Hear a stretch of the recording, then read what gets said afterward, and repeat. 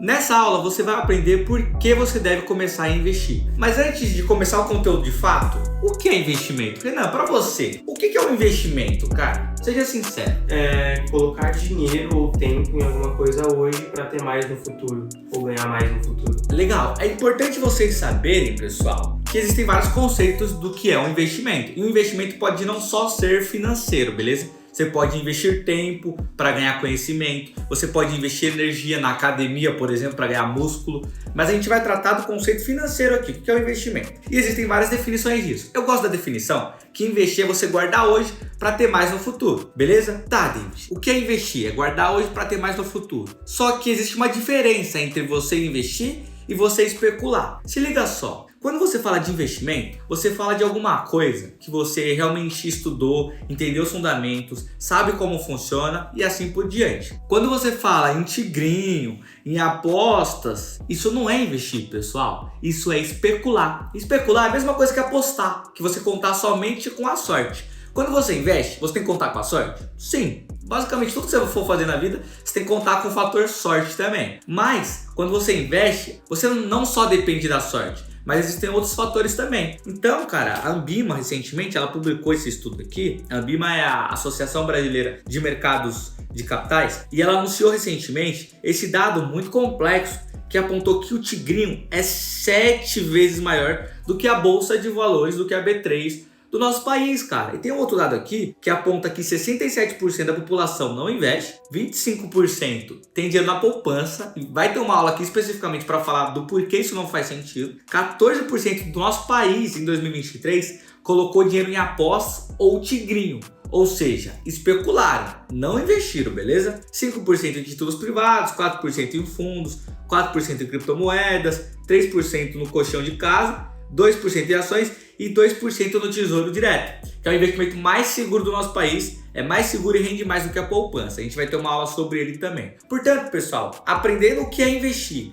e aprendendo a diferença de você investir e de você especular, a gente tem que entender do porquê você tem que investir. E aí, agora a gente começa aqui a brincadeira. Imagina que você quer comprar esse celular, beleza? E esse celular, no nosso exemplo, ele custa, sei lá, R$2.000, beleza? E você começou a trabalhar, você ainda não tem tantas responsabilidades em casa, você está conseguindo guardar por mês R$500, beleza? Renanzeira, se eu consigo guardar R$500 por mês e o que eu quero comprar custa R$2.000, em quantos meses eu vou conquistar meu objetivo? 4 meses, perfeito. Agora, isso é só você guardando dinheiro. Agora pensa comigo, se você não somente guardasse o dinheiro, mas pegasse os R$500 todos os meses e começasse a investir, será que você ia atingir o seu objetivo de comprar o celular mais rápido do que 4 meses? Será que você ia conseguir o seu objetivo de comprar o celular de forma mais rápida? Eu acredito que sim. Então, David, por que a gente tem que investir? Primeiro motivo, atingir os nossos objetivos, comprar o celular, realizar os nossos sonhos de uma forma mais rápida. E aí, o segundo motivo é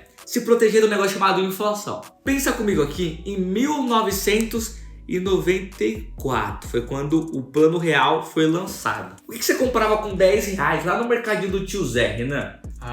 Bem mais coisa que hoje. Comprava muita coisa, né? Acho que você comprava salgadinho, chocolate, bala, doce, refrigerante, ainda sobrava troco. E aí eu te faço a mesma pergunta. Hoje, no mesmo mercadinho do tio Zé, lá no mesmo bairro, é os mesmos R$10.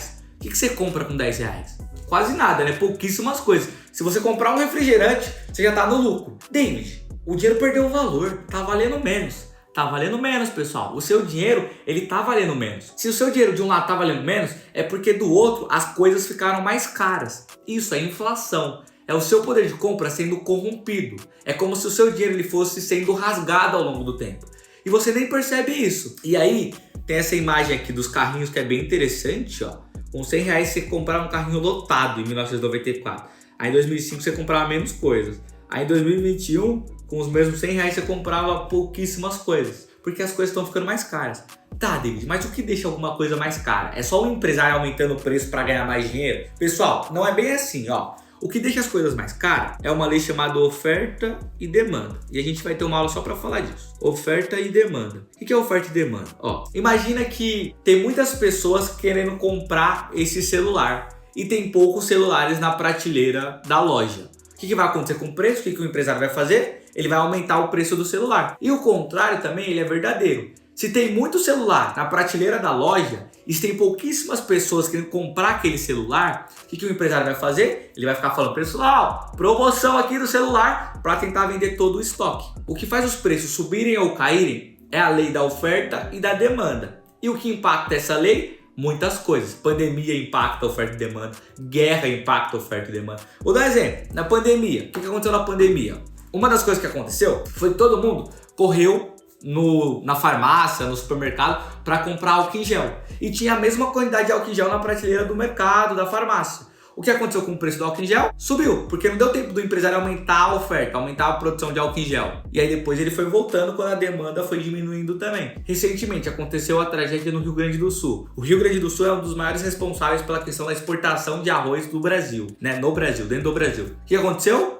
Veio a questão da tragédia, as chuvas, diminuiu a produção. Só que a demanda continua a mesma, porque a gente não vai parar de consumir arroz, certo? A gente não vai parar de comer arroz. Eu não parei, acredito que você também não. O que aconteceu com o preço? O preço subiu, porque era muita demanda no arroz, pouca quantidade de oferta de arroz, o preço subiu. E isso ao longo do tempo gera inflação. Nos termos técnicos, inflação é o aumento generalizado de preços de bens e serviços em uma economia. E aí, para concluir essa questão da inflação tá aí, todos os anos a gente tem uma inflação. E aí eu trouxe 2 exemplos aqui para vocês verem na prática o que a inflação está fazendo. Aqui a gente achou um Kinder Ovo por R$16, né? Quase 17 conto, cara, muito caro. Você acha que em 94 um Kinder Ovo custava quanto, cara? R$1. R$1? Eu acho que é exatamente isso, a gente fez um vídeo sobre isso uma vez. E aqui tem uma outra imagem da Coca-Cola, que em 2006 custava R$3,50. Essa Coca-Cola de 1,5 litro, eu acho que é 1,5 litro. Com os mesmos R$3,50 em 2012, você comprava essa aqui de 500 ml. Em 2020, com R$3,50 você comprava essa latinha. Hoje, em 2024, que é o momento que eu gravo esse vídeo aqui pra vocês, com R$3,50 eu acho que você não consegue comprar mais nem essa latinha. Aqui o preço ele não modificou, é os mesmos R$3,50. Só o que aconteceu com o tamanho, a quantidade de produto, foi diminuindo cada vez mais. Por isso, quando você compra o salgadinho, a embalagem vem do tamanho do oceano, mas a quantidade efetiva de salgadinho cada vez menos. É uma consequência da inflação também, pessoal. Inflação ou faz o preço aumentar ou faz a quantidade de produto diminuir. Tá, David, legal, interessante. Então eu invisto para atingir os meus objetivos, realizar os meus sonhos mais rápido e para me proteger desse negócio chamado inflação. Porque se eu deixar o dinheiro debaixo do colchão só guardado, ele vai sendo corrompido pela inflação. E aí, pessoal, a gente tem essa imagem aqui só para validar o que eu tô falando para vocês. Em 1994, o que R$12,47 comprava, hoje é necessário você ter R$100 para comprar. Então hoje o que você compra com R$100 em 94, você precisava de mais ou menos R$12 para comprar. Percebe? Exatamente o que a imagem está representando aqui, ó. É como se o seu dinheiro ele fosse sendo rasgado e você nem está percebendo. E para encerrar, do porquê você tem que investir, tem um conceito chamado juros compostos. Você investe para fazer os juros compostos trabalhar ao seu favor. E para entender juros compostos, você tem que seguir essa linha de raciocínio aqui. Porque juros compostos não é bem um conceito. Ele é mais um racional que você tem que entender por trás. Vamos entender a diferença de juros simples e de juros compostos. No juros simples, a gente vai colocar R$100 e esses R$100 vai render 10% ao ano. No final do primeiro ano, você colocou 100, beleza? Vai render 10%, 10% sobre 100, R$10. No final do primeiro ano, você vai ter quanto? R$110. Beleza. Aí faz de conta que você vai deixar o dinheiro lá rendendo, beleza? Você não vai resgatar aquele dinheiro. Você vai lá, vai continuar a deixar ele rendendo. E aí no segundo ano ele vai render também 10% ao ano, beleza? 10% ao ano sobre os 100 que você colocou lá no começo. No final do segundo ano você vai ter 120. Então no juros simples, a taxa de juros sempre vai render sobre o que você colocou lá no começo da aplicação, beleza? Por mais que você tenha deixado o dinheiro lá rendendo depois de 2 anos, 3 anos, 4 anos, 5 anos. Juros simples sempre vai render sobre o que você colocou lá no começo. A diferença para os juros compostos é a seguinte. Imagina que você vai colocar os mesmos R$100 em juros compostos e ele vai render os mesmos 10% ao ano, beleza? Sobre os 100. No final do primeiro ano, você vai ter 110, beleza? Como no simples. Só que a mágica acontece agora. Imagina que você vai deixar os 110 lá rendendo, juros compostos. E ele vai render 10% ao ano no segundo ano. Quanto você vai ter no final do segundo ano? Você vai ter 121. Calma, David, não entendi. Pessoal, aprenda. No juros simples, a taxa de juros, vou até apagar aqui para vocês entenderem de uma forma mais prática. No juros simples, a taxa de juros sempre vai render sobre o que você colocou no começo. Nos juros compostos, a taxa de juros ela rende sobre o que você colocou no começo, só que depois ela vai render sobre o que você já tinha colocado no começo e sobre o que já tinha rendido. Por isso que juros compostos é o juros sobre juros, sobre juros, sobre juros. É o racional de você colocar um dinheiro, aí vai render juros daquele dinheiro. Aí você deixa aquilo lá aplicado, coloca mais dinheiro para render juros sobre o que já tinha rendido, o que você tinha colocado, que vai render mais juros e assim por diante. Fazendo isso, o nosso resultado aqui no nosso exemplo foi de R$1 a mais. Poxa, David, você falou tudo isso aí só para dar uma diferença de R$1? Pessoal, é um exemplo hipotético. No longo prazo, dá uma diferença de milhões. Esse é o Buffett, ele é um dos maiores investidores do mundo, do planeta. E basicamente, pessoal, se vocês repararem aqui nesse gráfico, ó, do 0 aos 19 anos ele conseguiu juntar $10 mil. Aí dos 19 para os 26 anos, que dá 7 anos aqui, ele saiu dos 10 mil e foi para os 140 mil. Aí dos 26 para os 30, que dá 4 anos, ele saiu dos 140 mil e foi para 1 milhão. E aí o mais impressionante, pessoal, dos 30 aos 56, mais ou menos, que vai dar aí mais ou menos 26 anos, ele saiu do 1 milhão e foi para 1 bilhão. Cara, a diferença de 1 milhão para 1 bilhão é gigantesca. Então, proporcionalmente, ele chegou muito mais rápido no primeiro bilhão do que talvez no primeiro milhão. Juros compostos é o racional, é aquela frase que você com certeza já ouviu dos seus tios, que é dinheiro faz dinheiro, pessoal. Então, se você for aprender na escola, normalmente, você vai aprender juros compostos através dessa fórmula aqui, ó. Montante é o total de dinheiro que você vai ter lá no final. Capital inicial é o dinheiro que você vai colocar hoje. Então, era os R$100 no nosso exemplo anterior. Taxa de juros era os 10%.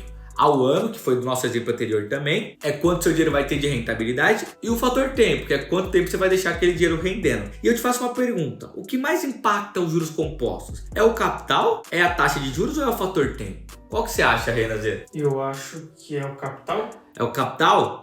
Será? Pessoal, o que mais impacta os juros compostos é o fator tempo, ó. É o exponencial. É exatamente aquela imagem que a gente viu do Buffett, ó. No começo, o negócio parece que não tá tendo resultado nenhum, né, ó. Demora.